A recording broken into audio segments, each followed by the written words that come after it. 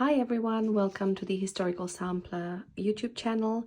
Today we're going to be recreating the Cotton Twine March 2024 design and making it into a flat finish.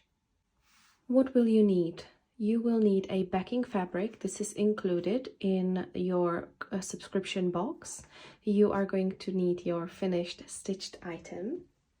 And also included in your box is this pom-pom trim that we're going to use as a decoration around.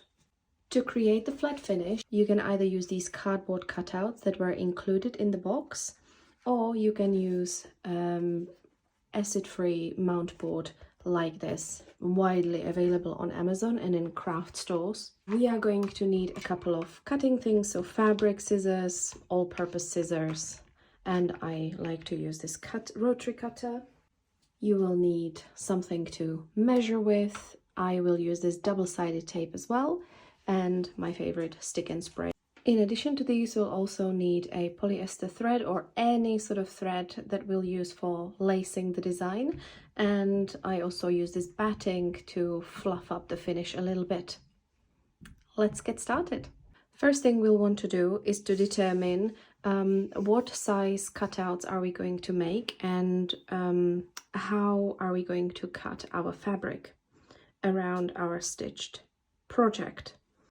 Let me take our ruler and see how big is the design.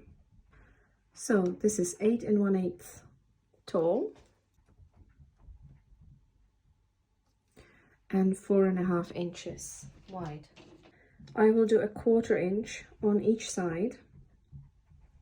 So my fabric cutout will measure, there's 1/4 inch extra here, and then there's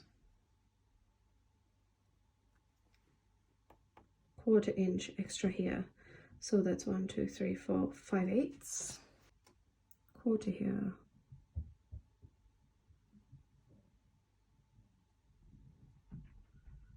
and a 1/4 here, so that's 5 1/8. I now know my margins and I can cut this out from our acid-free board. You can always use this board, it's just a personal preference. In case you don't have access to your acid-free board, this has been provided to you in the kit and it will be absolutely perfectly sufficient to make your finish at home. Okay, we've got 8 5/8 right here, and we are looking at 5/1, so that makes it here. You can either do the exact same thing for a second panel, because we are going to be adjoining 2 panels. What I like to do is I do a cutout of this and then I just cut out the next one based on that, just so that the dimensions are exactly the same.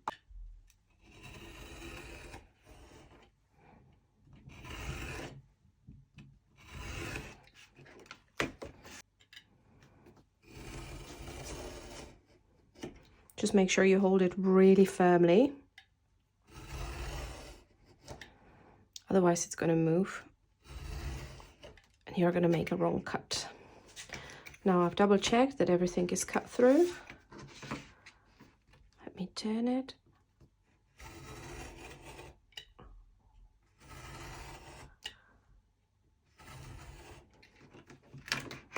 Perfect. Our cuts are done. I'm just going to clean up a little bit. So now we have these two. Basically, one will be covered by our stitching. The other one will be covered by our backing fabric, and they will be sandwiched together to create a flat finish. I always like to use some batting to pad the finish a little bit, just so that it looks visibly soft, with this layer of nice batting underneath the stitching and the backing fabric. So I am literally just going to spray the fabric spray on my cardboard, on my board here, and I'm going to stick this on, and then I'm going to cut around. I never spray inside because it's really intense and also messy. So just a note, if you use this, I would recommend hopping outside, spray quickly, and then come back.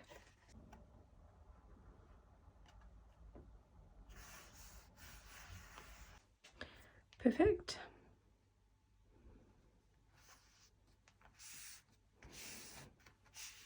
Okay, now let me take my scissors and quickly cut around.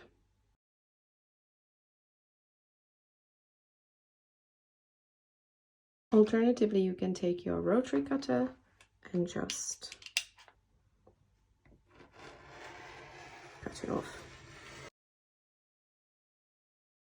Okay, here's our two cutouts with batting. Now we've got two options. We can either lace this onto the cutout, or we can use a double-sided tape. This is a acid-free stitchery tape, so perfectly safe for needlework and fabric. What we'll do, we'll lace the top and we'll glue the bottom, so you see both options. Now I'll start with taking a really long chunk of this polyester thread. This is really easy to get on Amazon. If you buy one cone, you have a lifelong supply of lacing thread. Alternatively, you can just use any sort of firm thread that will withstand a lot of pulling and sort of a little bit of force, that doesn't break very easily. I know that people use their leftover DMC as well very successfully, so that is always an option. I always have so much threads left after I finish Cotton and Twine project, so it could be a way to use the leftover threads as well. Okay.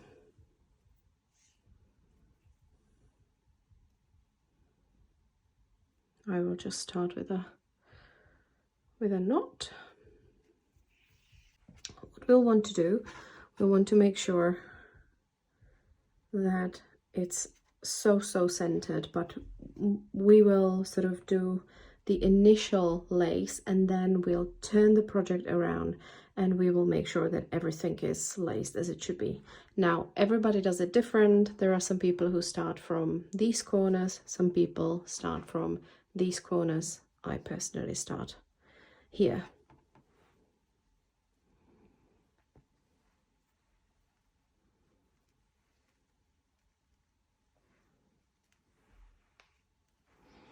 Now I will try to anchor this a little bit better, just so that it doesn't pop out when I try to work with it.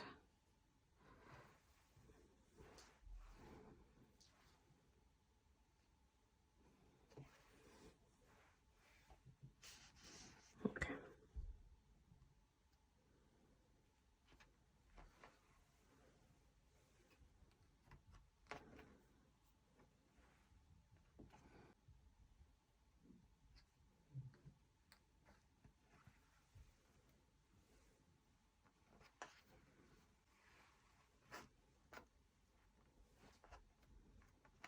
Okay, so this is my basic sort of lacing cross here.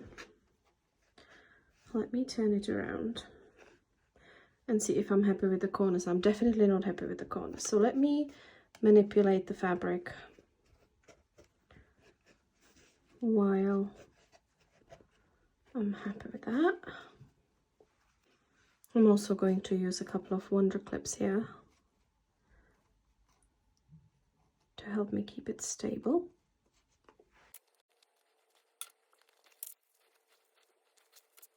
Personally, like when the corners are mitered like this, but you might want to choose a different approach to just fold each side and then sort out the corners. It's completely up to you.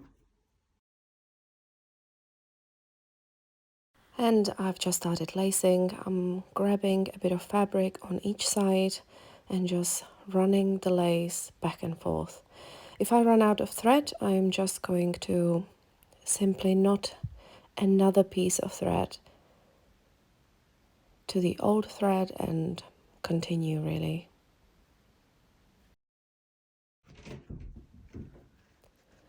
When I'm done with the initial lacing, on one side I'm going to turn it around and just check that I'm happy with the position of it, and then I'm going to tighten it.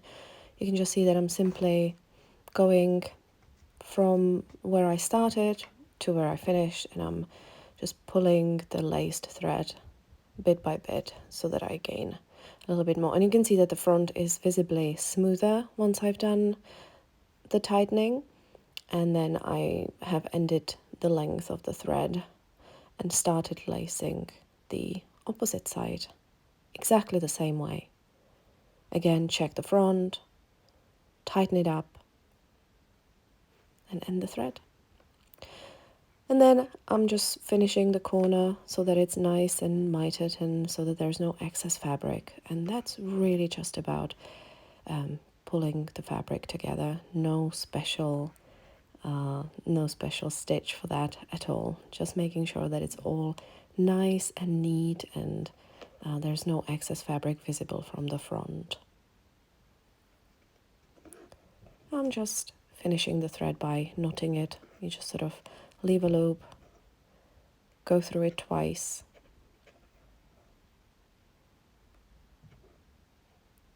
that's once, that's twice, and then there we are. Now to make the backing, this is going to be considerably easier. I have already ironed it. I hope these creases are going to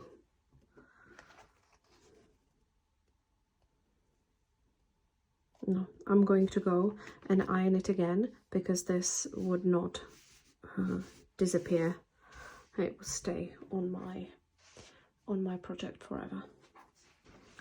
It's now all ironed, proper good old steam iron, just helping me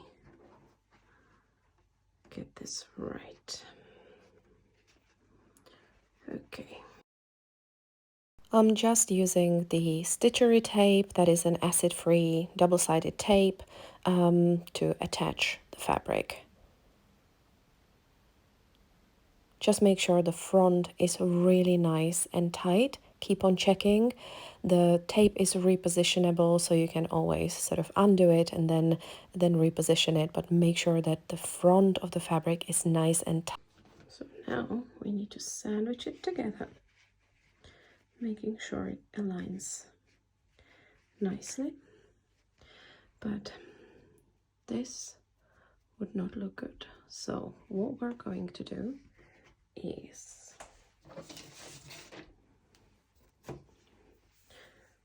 we're going to take the trim and we're going to put the trim in like so. We're going to use glue to do that, and then we'll see if it needs a little bit more sewing around the edges. To do this, we will use tacky glue, which is again very easily available on Amazon here in the UK and very easily available in the US. I'm placing the trim alongside the glued line. Just make sure where the trim meets that you have a nice sort of clean cut so that it doesn't visibly overlap. And then I'm just going to put the double-sided tape and sandwich the two together.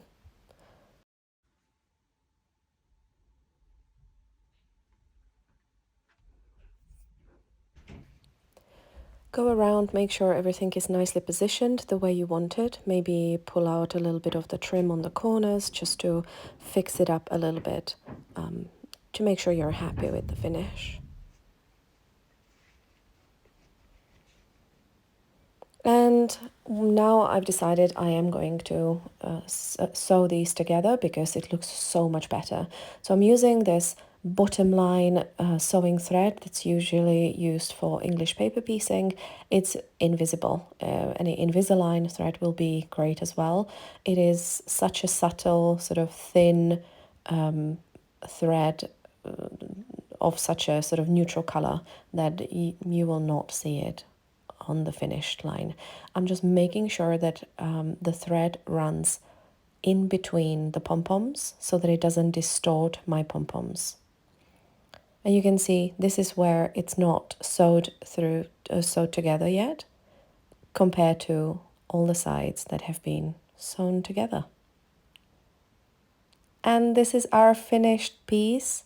Congratulations on finishing your very own flat finish. I hope you have enjoyed creating this piece together. Let us know in case you have any questions in the comments below. We'll be happy to help you. And don't forget to tag us on Instagram or post in our Facebook group. Once you've done your finish, we would love, absolutely love to see your finished pieces. If you've joined stitching this project with us and finishing this project with us, please hit the subscribe button and the like button so that we know we can create more content like this for you in the future. Thank you so much for stitching with us, and happy stitching!